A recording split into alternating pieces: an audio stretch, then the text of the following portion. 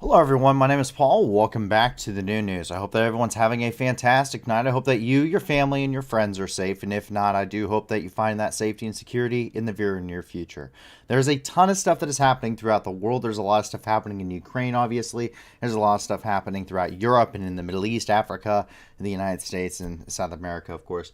And a lot of stuff in general. But when it comes to this stuff, generally speaking, what makes the news is not very good things, as I'm sure you're well aware. Usually things that make the news: wars, conflict, terrorism, horrific acts of violence, major scandals, things that are generally speaking not very good. A lot of things that are impacting large amounts of people throughout the world, whether you're talking about natural disasters or these conflicts. Regardless, though, the whole point of this channel is not just to inform you of what's happening in the world around you, but of course also to go through and give you an opportunity to give back, to help the people that are affected by these situations all over the globe. So please be sure to check out the video description below. There is a ton of different organizational links down there, all of which 70% or more of the donations that they do receive end up going directly to the program. So 30% or less going to things such as salaries and administration's costs, and those things that really kind of make some organizations very controversial,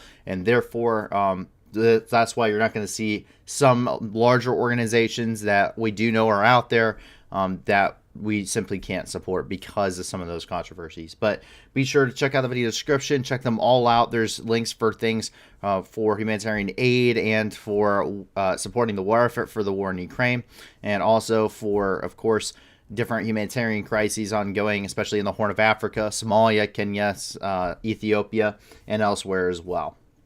And with that, before we get into the news here, if you are watching live, please feel free to ask questions. I'll be more than happy to address those throughout the duration of the stream if you have any of those questions, especially when it comes to different aspects of the conflicts ongoing there.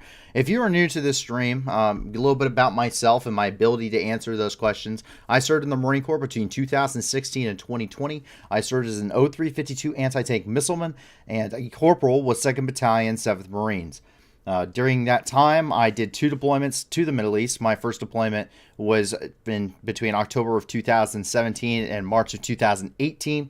There, I spent 4.5 months in the country of Syria and a month and a half in the country of Kuwait. During that time, I was in support of Special Operations Forces, coalition partners, and the local SDF as part of Operation Inherent Resolve in the fight against the Islamic State and stabilization efforts in the northeastern part of Syria and the Al-Asaka and Deir ez-Zor provinces. During transit, of course, back and forth in Kuwait, I spent a lot of time in and around the bases there, doing staging and logistics and training as well. Came back to the U.S., ran an armory for about 2.5 years. I was the chief armory custodian for Weapons Company in 27, and there I maintained all the logistical support for the equipment and weapons, and also maintained all the maintenance on them during my time there until we left, and we redeployed on October of 2019 through March of 2020. There I was attached to as the Javelin team leader to the Crisis Response Company out of Kuwait, after which I was actually deployed as one of the 100 Marines that went to the Baghdad Embassy on January the 1st of 2020. There I went and supported the efforts in order to secure the U.S. Embassy, as well as providing the technical knowledge regarding anti-armor warfare and defensive measures there at the embassy. I oversaw all anti-armor operations over the entire Baghdad Embassy complex before being ripped out about a month and a half later and going to Saudi Arabia to train Saudi Arabian Marines in the Red Sea that are getting ready to deploy into Yemen as part of the Saudi coalition there. I'm a subject matter expert in anti-armor warfare and armored doctrine. I'm also a fully cross-trained machine gunner, a fully cross-trained rifleman, a partially cross-trained radio operator, as well as a CLS or Combat Lifesaver certified Marine, which I have received additional medical training on top of what most Marines will receive in order to assist naval corpsmen. And I do have real-world battlefield experience providing aid to real-world casualties as a result. On top of that, I try to remain very well-rounded in a wide spectrum of different issues. That includes history, geopolitics, science, just stuff that interests me. I claim not to be an expert in any of them, however, So please do always take what I say with a grain of salt. But subject matter expert or not, it really does not matter, because as a viewer, I please implore you to do your own research. There's no kind of substitute for not doing your own research. It's very important that you guys go through and do that kind of stuff. If you would like a starting point for any of your research, please feel free to check out in the video description. We do have our website link down there. All of our maps and all of these points, their associated links and articles that may be linked, or official documents that may be linked that we may or may not show on stream, are listed in there, and you guys can use that as a starting point for your research if you would like. And with that, we get ready to immediately roll here into the news, already having a couple of questions coming in. Wonderful to see Rob and Bookham back as always. And the first question, and of course, these both questions from both of these individuals state, you guys ever lose a gun? Ever lose a gun or two? That is, no, I have never lost a weapon during my time as the Armory custodian. I never lost a weapon. However, when I was on leave before my second deployment, one of the junior Marines was in charge of the cage while I was gone and back home on the other side of the country, and somebody ended up stealing a rifle suppressor. So it was an M4 suppressor and a Knight's Armament suppressor for the M4A1. Someone had taken it, and there was a nice, very long investigation after that. So that was not a very fun time. But in my actual presence, being and running the cage, I have never personally had lost any materials that I am aware of or has ever popped up. And if you have ever seen how much paperwork an armory goes through, I had records of everything going clear back into the beginning of the invasion of Iraq and Afghanistan within my records to track items and equipment. So it was very much a big paper trail. But with that, we move down here and into the news, and we start off here, of course, in the country of Ukraine. And starting off with actually a little bit of good news here. What we can see is that the first Bonahus Center has opened for children here in Ukraine. First Bonahus Center has opened in Ukraine. Psychologists in the center work with children who have suffered violence and mediate between them and investigators. Bonahus is a Scandinavian word for children's house. The Bonahus model refers to multidisciplinary and interagency interventions organized in a child-friendly setting, fulfilling the following: 1. Child protection. 2. Criminal justice investigation and proceedings. 3. Medical examination and treatment. And 4. Mental health examination and treatment. We see this coming from the UNICEF, or the United Nations Children's Fund.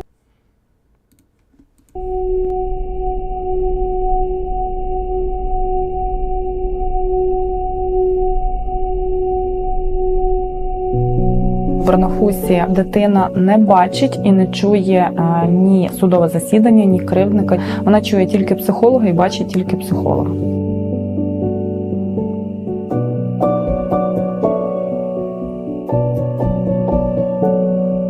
Тут є кваліфікована команда, яка може допомогти дитині розповісти те, що потрібно. Дитина може це промалювати, вона може показати на ляльках, або може розказати в тій формі, як комфортно їй.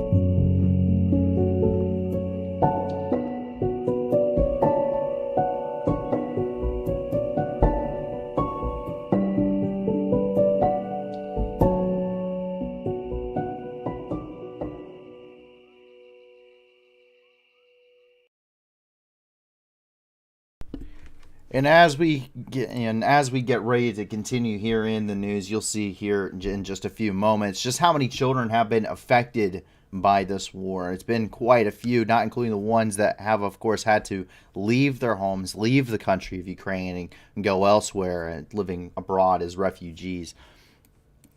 Something that is currently rocking the nation tonight is yet a continuation of that corruption crackdown that we saw come out a couple weeks ago. A crackdown on corruption in Ukraine does continue after several major political figures in Ukraine were either dismissed or resigned within President Zelensky's government after corruption investigations. Additional current and former members in the Ministry of Defense and the Ministry of Energy, as well as high-ranking executives of KRAMATORSK, have been arrested or presented statements regarding allegations and suspicions of embezzlement, corruption, and other related charges.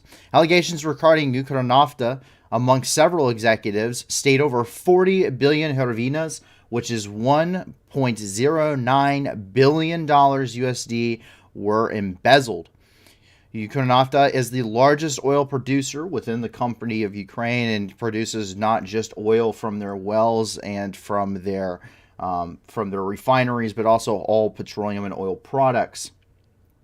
Meanwhile, the former defense minister was arrested and charged with embezzlement of roughly 100 million hryvnias, which is about $2.73 million USD in government funds.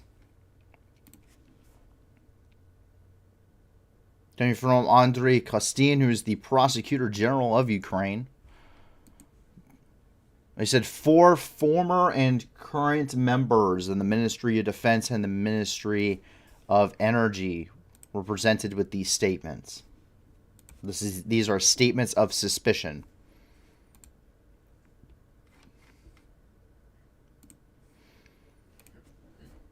Security Services of Ukraine. If it will load here. This is the KRAMATORSK investigation.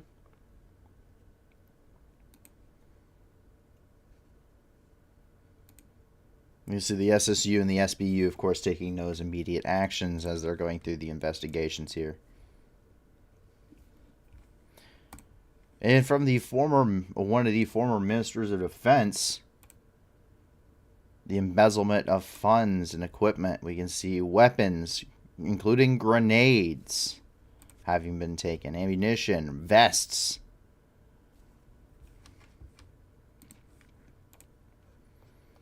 So, the crackdown on corruption does continue. This is something Ukraine has been very, very open about. Ukraine does and continues to have a problem with corruption. Now, the difference between Ukraine, for instance, getting accepted as an EU candidate versus, say, Georgia being accepted as an EU candidate is the fact that, unlike Georgia, which continues to have a problem with oligarchy within its government, within its population, Ukraine has made good faith efforts, at least in the eyes of the European Union, to actually try to crack down and minimize this corruption. Admittedly, still having a long way to go, but making real efforts to actually stem that problem in its more open forms. And that's kind of what we're seeing here. Every government will always have corruption, but we can see Ukraine definitely cracking down on it. We continue to see it, and we continue to see it very public, which is a very good sign as to kind of the measures that they are looking to take. But as we had stated earlier, the effects on children are quite substantial. And we do see that here as well. Quote, since the beginning of Russia's full-scale war against Ukraine, 459 Ukrainian children have died. 918 children have been injured. Most victims among children are from the Donetsk region. Moreover, 342 Ukrainian children were reported missing, and 14,732 were deported. That's coming from the Prosecutor General's office. The transfer of children from a group to another group under the 1993 Rome Statute is considered to be a crime of genocide, and that also is falling under the 1949 Geneva Conventions. We now immediately roll into the Donbass and into the Donetsk Oblast, where all of tonight's stories are currently coming out from regarding the fighting here on the front lines. And we see quite a number of things have taken place. Slavyansk was shelled. It ended up impacting areas such as it was mostly just industrial locations. Infrastructure has been severely damaged, but there are no reports regarding any casualties.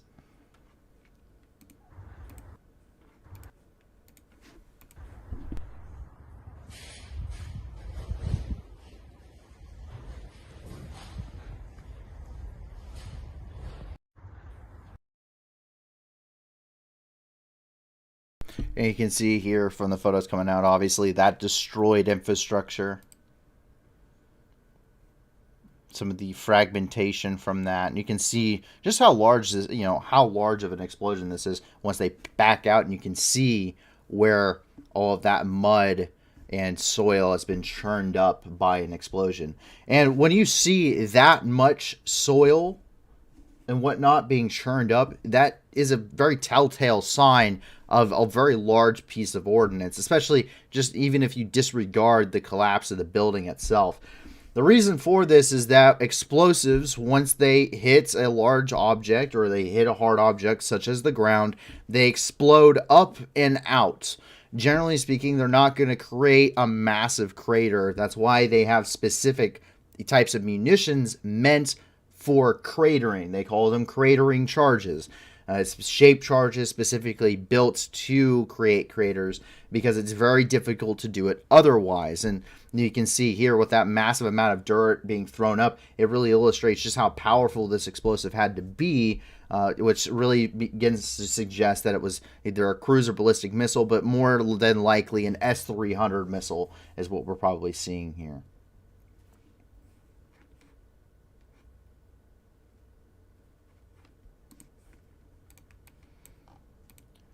Out of Kramatorsk, the big story of the night. 3 people have been killed and 20 so far have been injured after Russian shelling hit the city of Kramatorsk, which is acting as the de facto head of government for the Donetsk Oblast.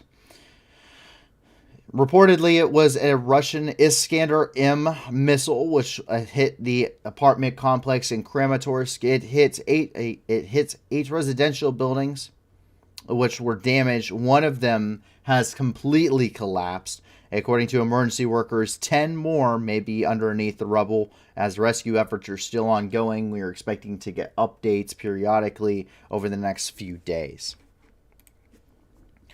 Coming from the Ministry of Defense of Ukraine, that immediate aftermath.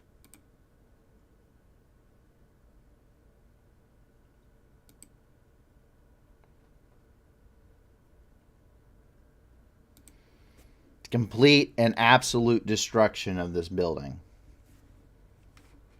It has been completely leveled.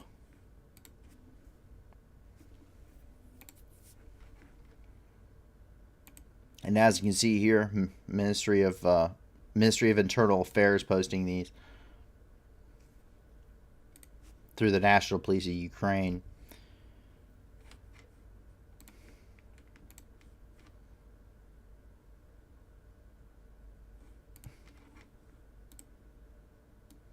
Lots of the official photos coming out. So there will be some repeats. I apologize in these. A massive, massive undertaking of every able-bodied individual to try and pull off these rescue and recovery efforts.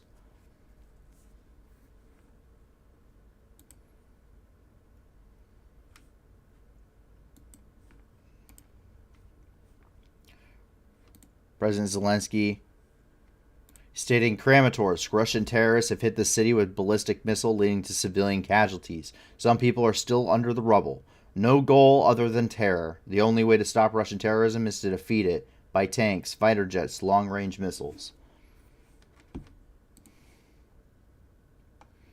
And many, many more. And that's not the only thing that was hit by Russian artillery and missile strikes today in Kramatorsk.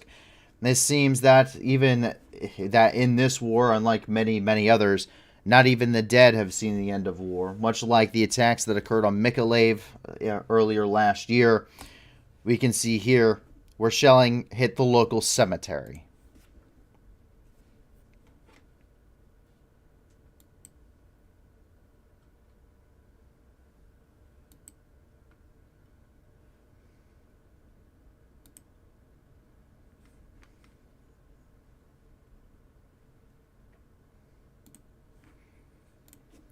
That does not illustrate indiscriminate attacks, then I do not know what could.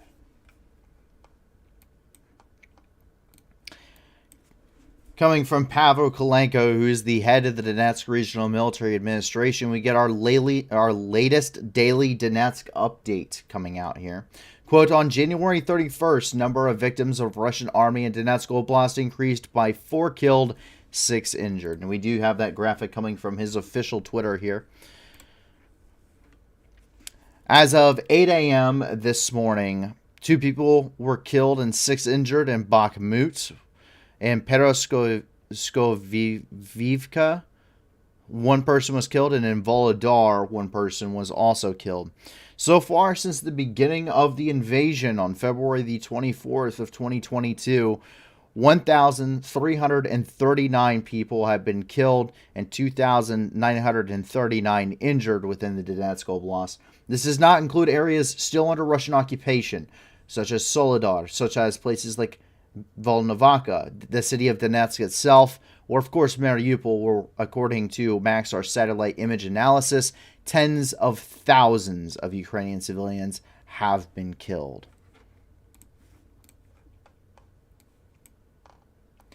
Here on the front lines, the very, very, very small, almost does not have a name, village of Sako i Vansetti was captured by the Wagner Group, which is the Russian private military corporation located here. This is on the northern part of Soledar, here to the north, on that northern flank for the Bakhmut sector. So we do have the photo coming from here of that village having been captured. Not that there's anything left. That is essentially the only building in the entire village. That's because according to the 2020 census, this village had 3 inhabitants.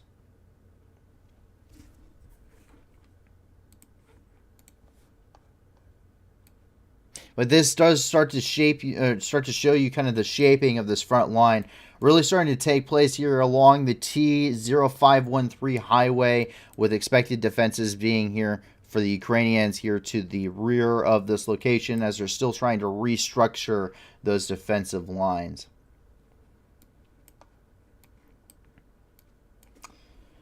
Coming from Bookham 40, GLSDB 150 kilometer range. Game Changer has within 1 meter guided accuracy. Game Changer, probably not. I wouldn't say probably a game changer. Anything more? I think it will allow for them to hit more critical targets that are, right as they're coming in from Rostov-on-Don. It could be a game changer if you're looking at it from, hitting targets in Crimea. Those, I could see it being a game changer in some ways there, hitting places like the port, hitting like the ships while they're in port in Sevastopol and things like that could be very, very impressive. But overall, the Russian Navy, for instance, doesn't have a lot of superiority in the Black Sea. They're too exposed as a surface fleet. They do not have enough naval contingents to launch an amphibious assault anyway, and their main coverage for that assault, the Moskva, is currently sitting on the bottom of the Black Sea. So not really any capability there that it would improve. You could hit things right as they're, like I said, right as they come across the border from Rostov-on-Don or over here in these other parts of the regions here in the rear lines. But really, I don't see. It's important. It's good to see longer-range munitions because it increases that capability. But overall, the coverage of HIMARS really allows them to strike a lot of different targets, many of which are very important targets that are very much here in, within range of HIMARS already. I don't know how much it would increase that. Charltonburg says pre-war pop. Just going to say, Charltonburg also says, I wonder how many people died to capture that house. That's a really good question. I would probably say a pretty decent amount. The city of Bakhmut is still under attack. 5v fighting does continue for Bakhmut. The northern flank for the Ukrainians, unfortunately, does continue to slowly collapse at this point, as far as we can observe. Ukrainian troops continue to engage in very brutal trench warfare here, with Russian troops nipping at the defensive lines on the outskirts of the city.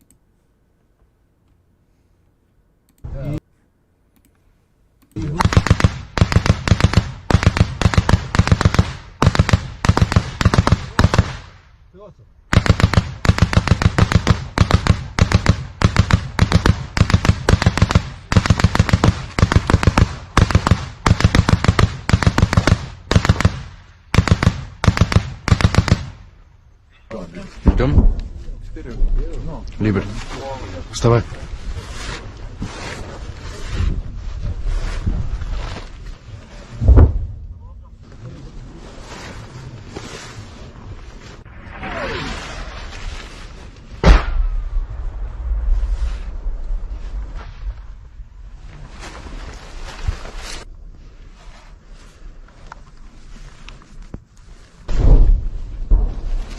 Граната!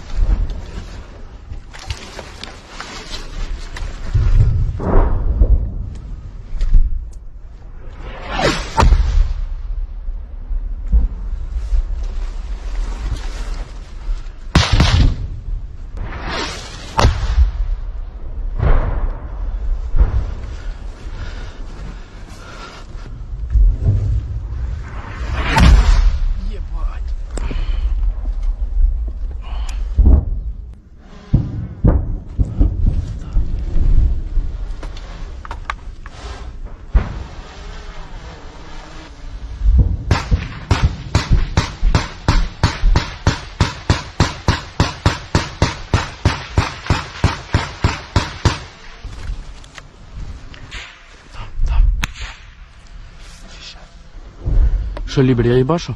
Да. Може. Оставить на лучшее время.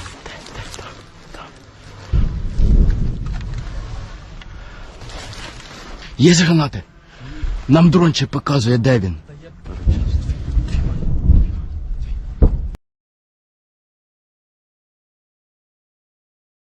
And so you can see those drones, that trench warfare ongoing there, going through trying to clear these trenches, tossing in a grenade when you can't, or when you need to, using those drones for that observation capability. Of course, artillery duels ongoing as well on both sides. PHZ 2000 engaging Russian forces here.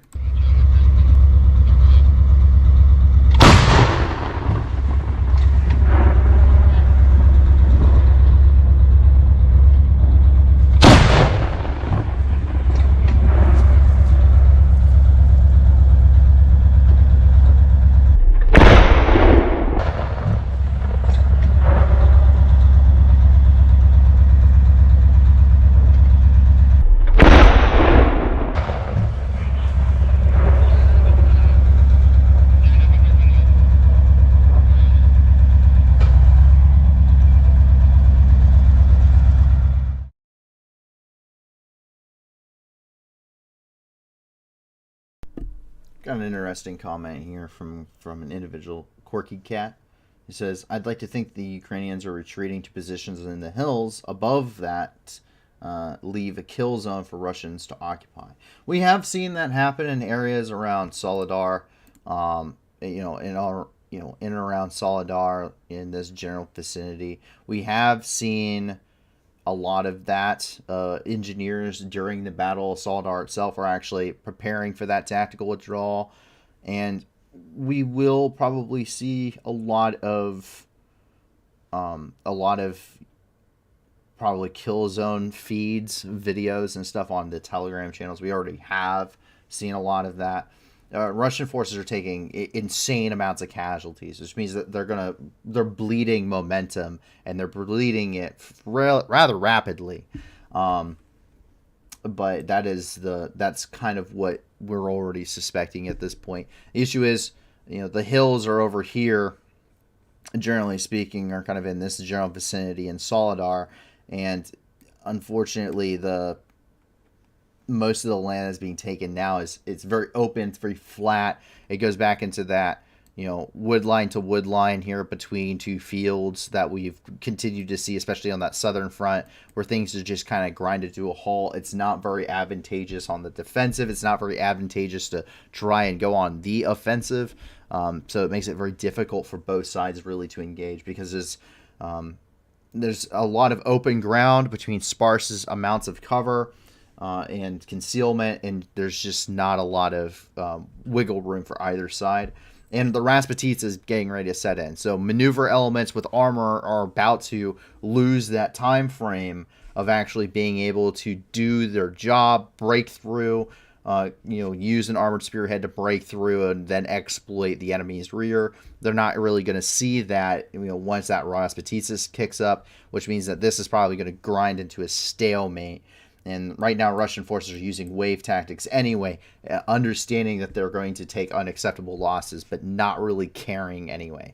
The Ukrainians here in this northern flank are definitely on the defensive and have definitely seen some setbacks up here.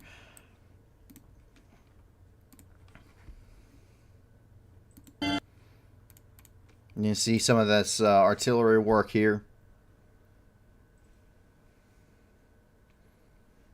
Ukrainian artillery teams targeting Russian forces in the outskirts of Bakhmut.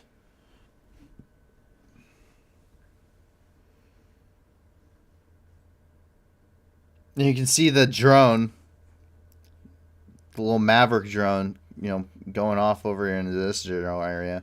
It's kind of flying around, observing Russian forces.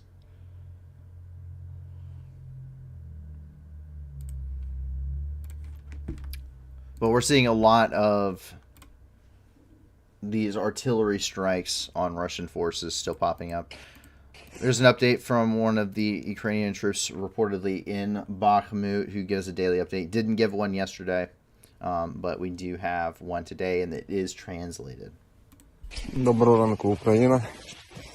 Завчора не викладав відео, так як не було об'ємної картинки того, що відбувається в бахмутській конгломерації. Тільки вже на ранок почала поступати інформація з того, що там відбувається. Тож, коротко. Лінія від Солидар, Бахмут. Там тривають штурми, такі суїцидальні, безкінечні, намагання проломити оборону і вийти в тил нашої групіровки Бахмутській. Але лінія оборони тримається, козаки там стоять дебелі, там непрості, і тому, я думаю, там все буде добре. Саме місто Бахмут. Штурми тривають, але я говорив і ще раз повторюсь, в лоб вони Бахмут не візьмуть. Щоб вони там не розказували, Бахмут під контролем Збройних сил, і я більше чим впевнений, і так і залишиться. Є Бахмут, був і буде український. Із району Кліщіївки, туди в район Ступочки, до траси на Константиновку, нагнали там цих м'ясних жуковських батальйонів, женуть, ложать, не прекращаючися штурми. Любою ціною їм треба захватити, але там, я вже говорив, що заїхали дуже такі поважні козаки, і одні, і другі, і тому вони зараз роблять ту роботу, яку потрібно, а саме утилізують цих. So it kind of gives you a general overview of kind of what's happening there. Obviously some rather bitter fighting ongoing. My co-host coming to join me, apparently. Obviously some rather bitter fighting ongoing there. From the shelling yesterday.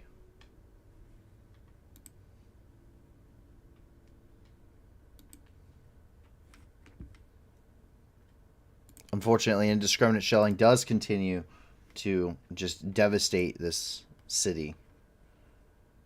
You can see just the immense amount of destruction. This is coming from Pavel Kolenko, who's the head of the Donetsk Regional Military Administration, regarding the situation there in Bakhmut.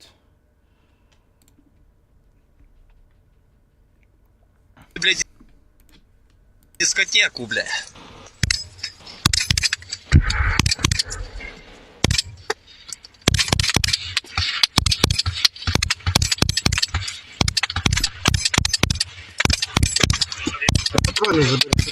Які? Качки завжди. Начали, бля, дискотеку, бля.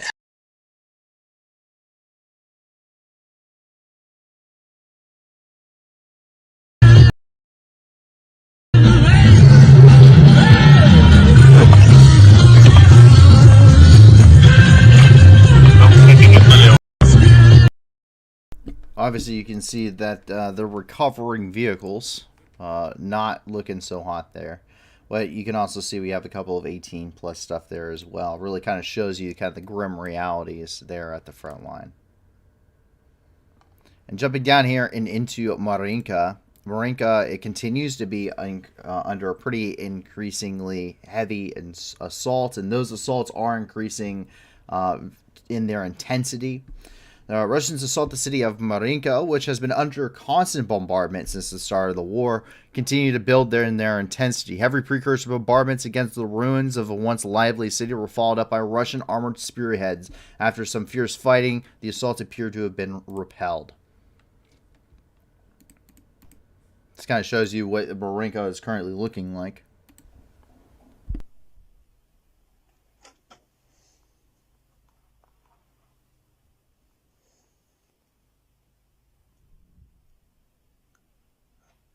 Така Мар'їнка на даний момент.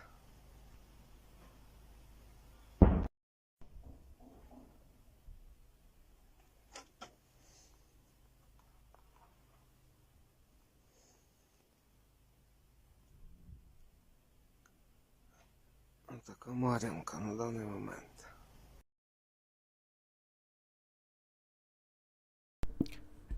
And here's some of that assault footage I was talking about. This is a Russian tank assaulting here in Marinka. And not doing so well.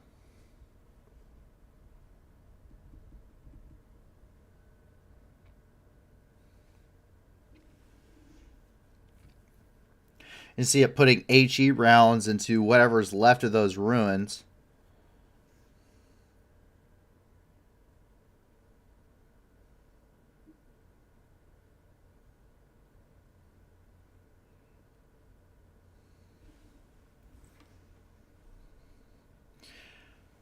Now, generally speaking,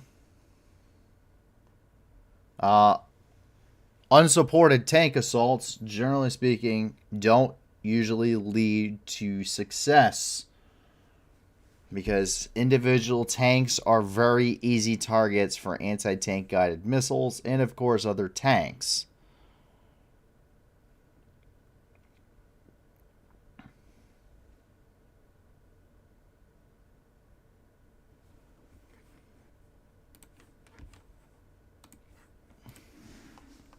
But that is the situation there in Marinka. And that is everything that we have for the country of Ukraine for tonight. But there is plenty of other stuff ongoing throughout the world, some of which does have to still deal with Ukraine. And we start off, of course, as we roll into international news here in Belgorod, where it would appear that air defense systems were actually active as of last night. According to Russian media, it was targeting a UAV that was headed in the direction of the Shukova airport.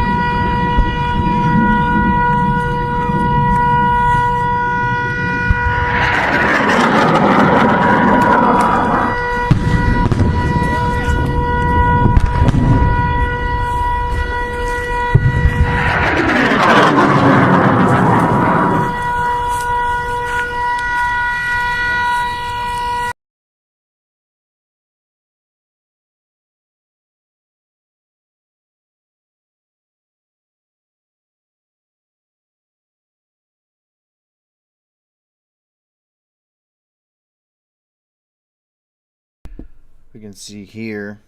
На самом деле ты видела то, что сбили беспилотный летательный аппарат. Вот крылья, вот запчасти от него, вот он сам. Мы его видели на самом деле. Вот он весь.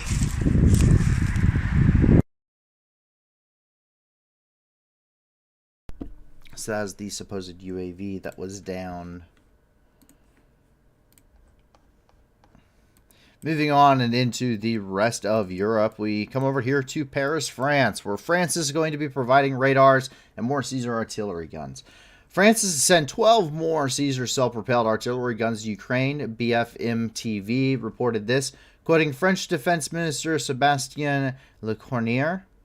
Alongside these artillery systems, radars will also be provided to assist with counter-battery fire. Coming from Alexei Reznikov, the head of the Ministry of Defense.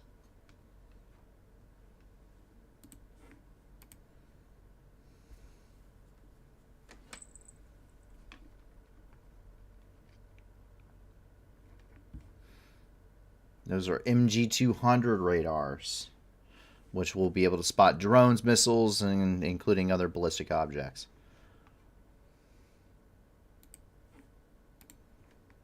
And coming from the Ministry of Defense of Ukraine.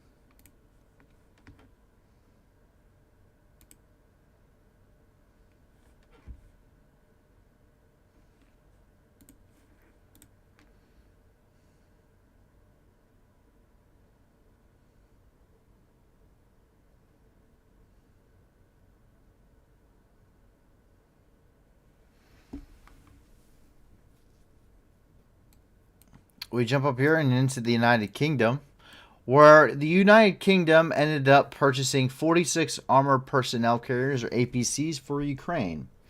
The head of the Belgian defense company OIP Land Systems, Freddie Versoulias, said that the UK had purchased 46 M113A1B armored personnel carriers from them, and they had already been delivered to Ukraine. This is coming from The Guardian there in the United Kingdom. If you would like to learn more and read on that, then you can find their article there. But out of London, the biggest strike in the last 10 years has begun in London. More than 500,000 people have taken to the streets demanding higher wages amid a sharp rise in the cost of living. Rally teachers, civil servants, railway workers, bus drivers, employees of airports, and security services are all included.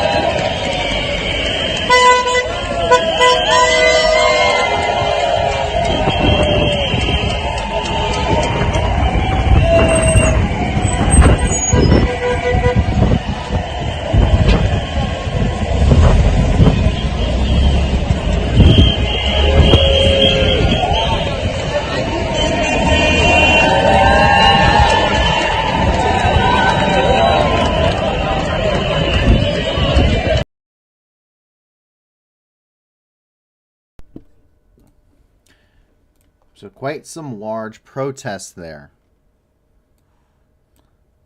As you jump down here and into the Middle East, we see coming out of Al-Raqqa, where Kurdish forces have arrested 150 people. For almost a week, Kurdish formations have been conducting a counter-terrorist operation in the province of Raqqa. According to the PKK, more than 150 people were arrested during this period. All of them are accused of involvement with the Islamic State. Among them, according to the Kurds, there is a certain Islamist governor of the province of Raqqa. The leadership of the Kurdish forces say that the operation is carried out in response to a terrorist raid on the headquarters of the Asayish in the city of Raqqa itself.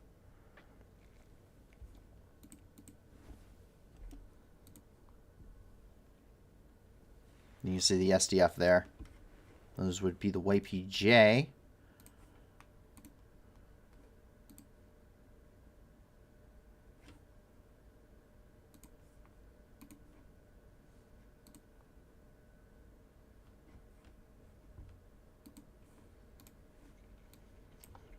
Islamic State is still very much prevalent within that area.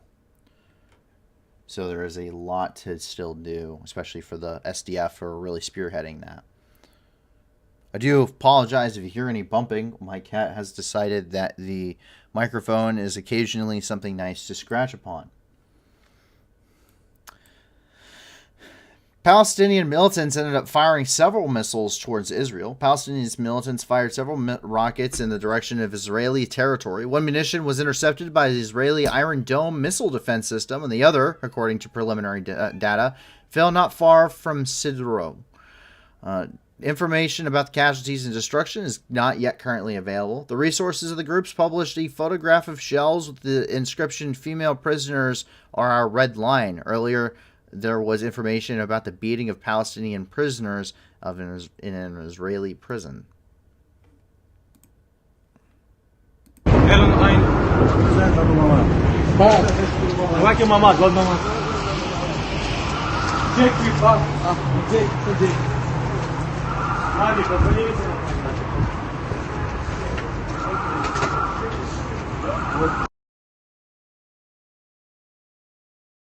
You can see those shells there.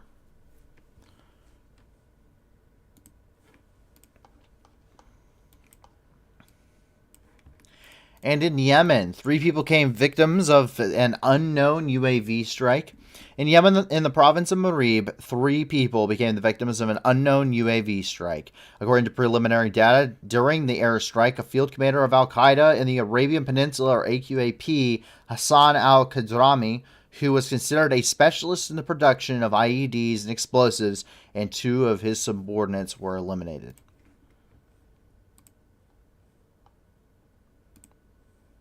So that is who they are stating was eliminated.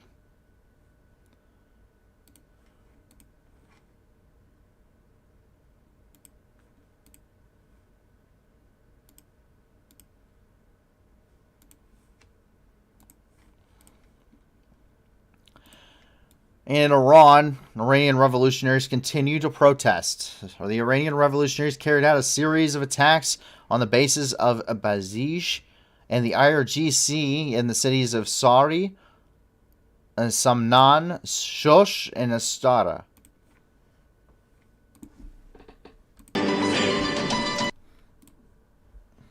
Sorry, these do have copyright music.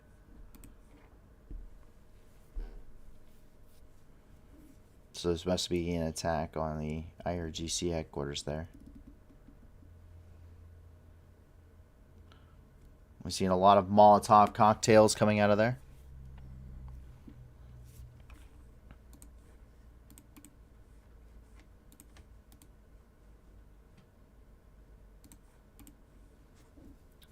Same thing here. Very similar incident. And of course you can see the wonderful photos of the Quds Corps commander, General Qassam al-Soleimani. The only disappointing thing is that we couldn't kill him twice.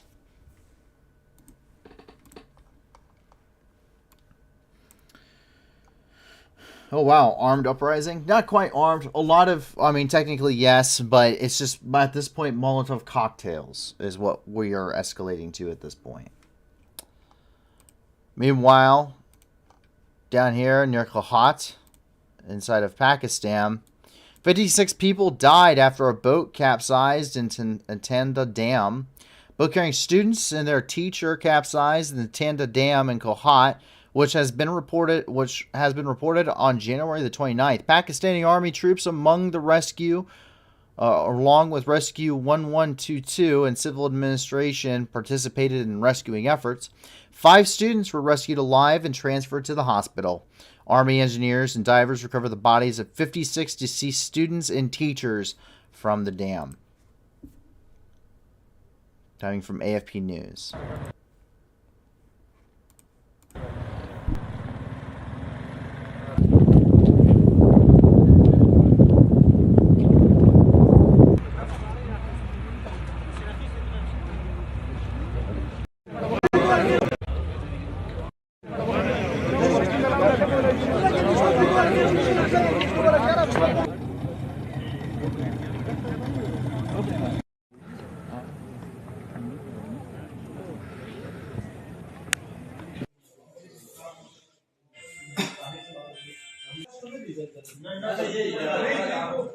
دا موږ په چکر باندې تللي چې نیمې ته ورسېده، بس بیا کشتي واوښته وه.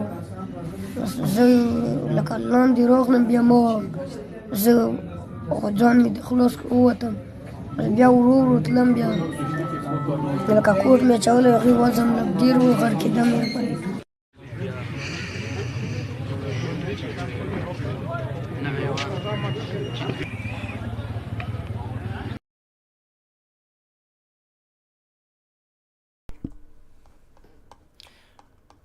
And as we continue on here, we actually come down and into Africa, or in Rwanda. It's the Heroes Day celebration.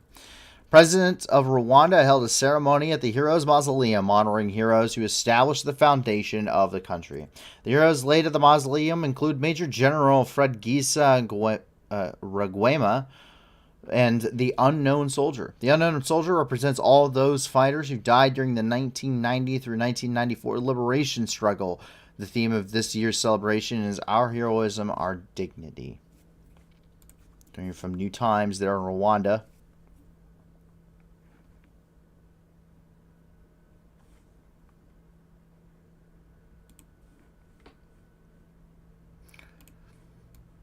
This struggle includes events such as, of course, the M23 rebel group fighting with the Hutus, and also the Rwandan genocide carried out by the Hutus against the Tutsi there in Rwanda in 1994. And in Nigeria, coming out of the Borno area of Nigeria, 32 Boko Haram fighters were killed during a counterterrorism operation by the Nigerian military. The operation took place in Np Kundug, and where jihadists held for several months. Among the destroyed, security forces identified an MTO field commander. In the caches of militants and military, the military found extensive amounts of weaponry. Just outside of Mexico City, I'm going to try and pronounce this probably terribly, but there are 2 recorded eruptions so far at Mexico's Popocatépetl volcano. Popocatépetl volcano erupted twice on Tuesday, January 31st, with authorities cautioning residents to stay alert for expected ashfall in surrounding municipalities. Footage captured by a fixed camera in San Nicolas de los Ranchos, Mexico, shows the moment the eruption occurred at 12:29 a.m. Tuesday morning, followed by a second eruption at 6:59 a.m.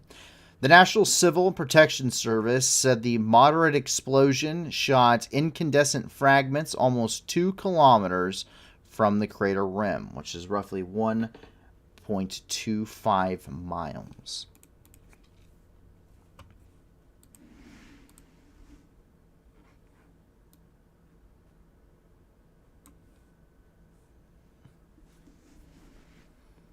So there's some footage of the eruption for y'all.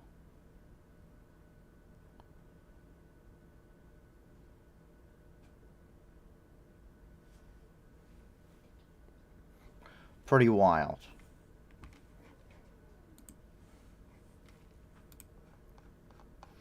And as we move up here and into the United States, we have two separate points coming out of Washington, D.C. First one is the talk around town in Washington. The U.S. is apparently readying a $2.2 billion USD weapons package for Ukraine.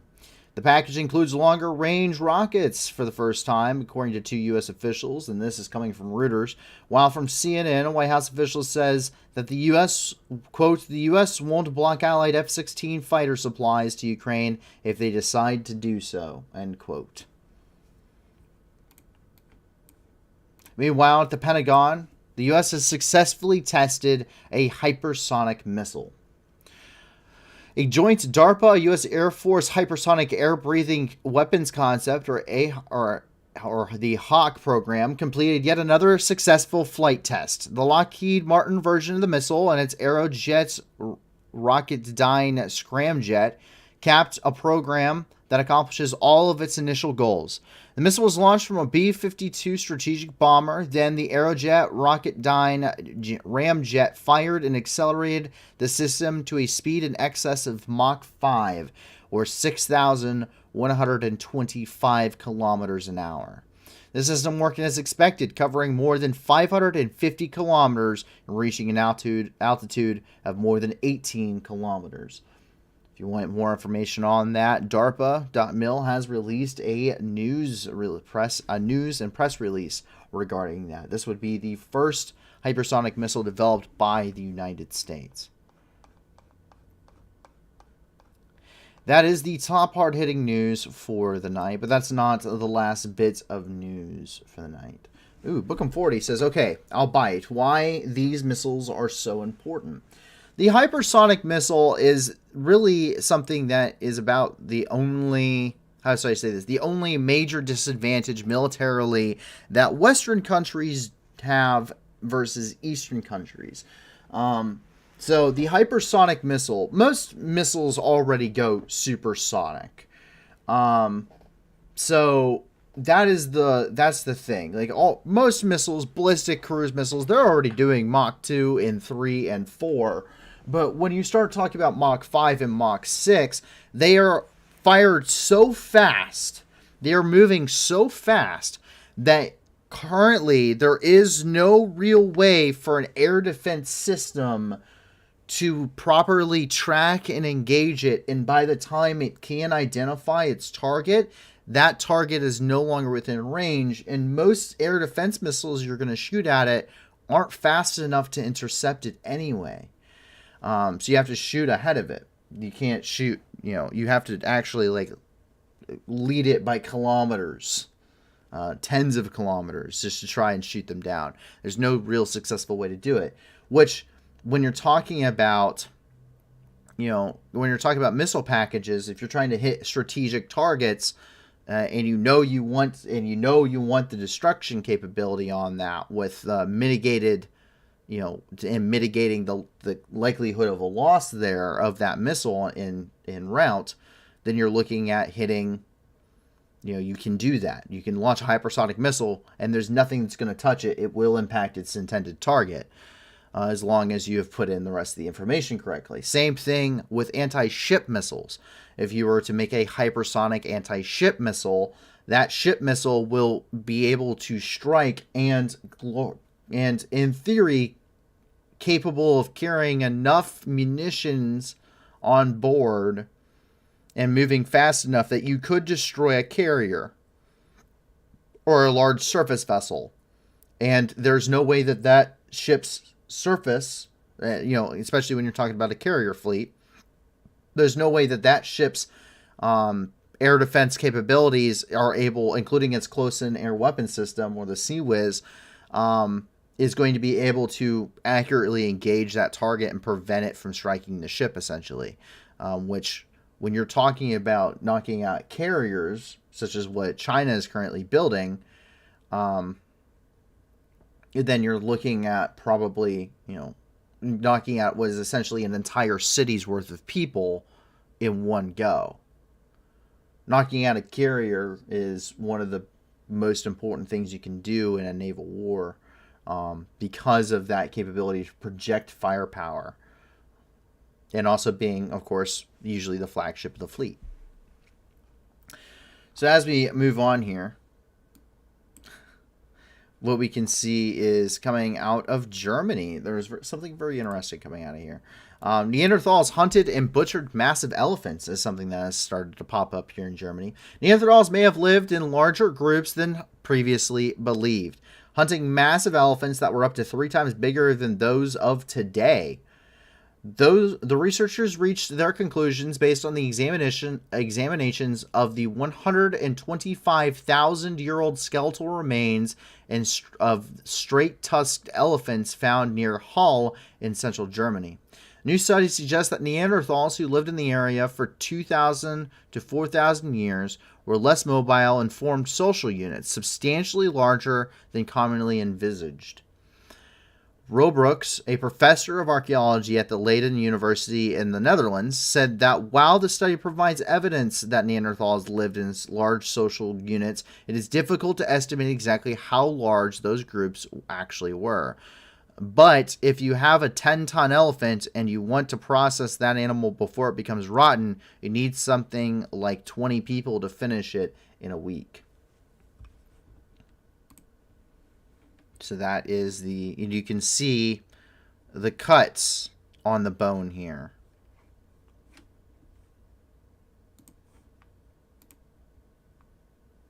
That's what they're currently looking at, is the different cut marks on the bone, where you can tell that this is done by man. This is not something that is done, naturally or by a predator. Not that I think a 10-ton elephant has a lot of predators around. You can see, once again, those cut marks.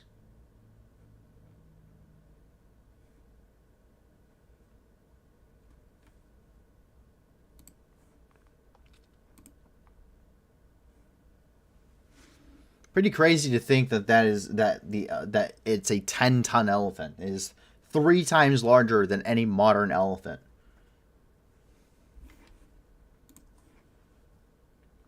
If you would like more information, the phys.org does have an article on that, as well as the scientific article on science.org.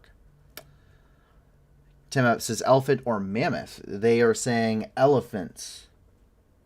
They are saying elephant. They are not calling this a mammoth. A mammoth would be... technically, a mammoth is a type of elephant, but it's not a...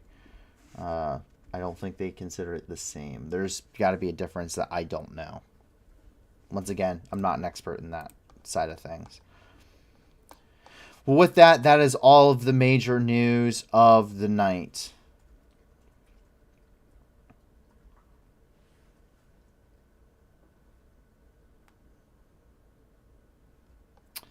So that is all the news for tonight coming out of the world, at least from our sources. I hope that you guys have at least learned something, found this stuff knowledgeable, and are now well informed on what's going on in the world around you. There's a lot of pretty bad stuff. I think that's something that we can all agree on. But something that we're trying to do here is to be the news that gives back.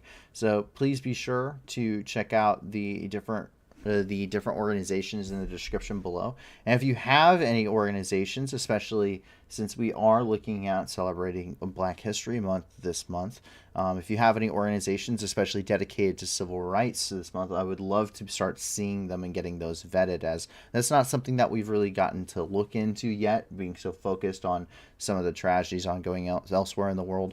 It'd be nice to get some more domestic stuff in there as well. So if you guys have any of those, or if you would like to have some article submissions on for the news regarding Black History Month this month, please feel free to jump and get in contact with a staff member on our Discord. In the meantime, I hope that everybody is safe, that you and your family and your friends are safe. And if not, I do hope that you find that safety and security in the very near future. We hope that we will see you back here once again on Friday at 10 p.m. Eastern Time, 9 p.m. Central, for another 48 hours of news and review. In the meantime, my name is Paul from the New News, and have a fantastic rest of your night and a fantastic rest of your work week. Alrighty, bye now. Going home, Russian soldiers, going home.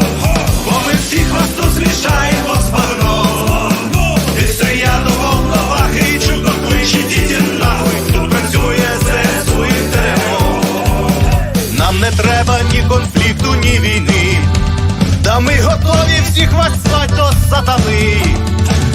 тисячі вже полягло, і все більше шлепливо, то для них нема нічого, крім труни. Gone home, Russian soldiers, gone home. Бо ми всіх вас тут змішаємо з багном. Від стрия до волновахи і чудно кличе діти нахуй. Тут працює ЗСУ і ТМО. Вызволять пришел, братишка, ну привет. На моей земле тебе один ответ. Нашим людям с кирпичом, даже танки и бачок, вам не взять нас и за 100 тысяч лет. Gone home, Russian soldiers, gone home. Бо ми всіх вас тут змішаємо з багном.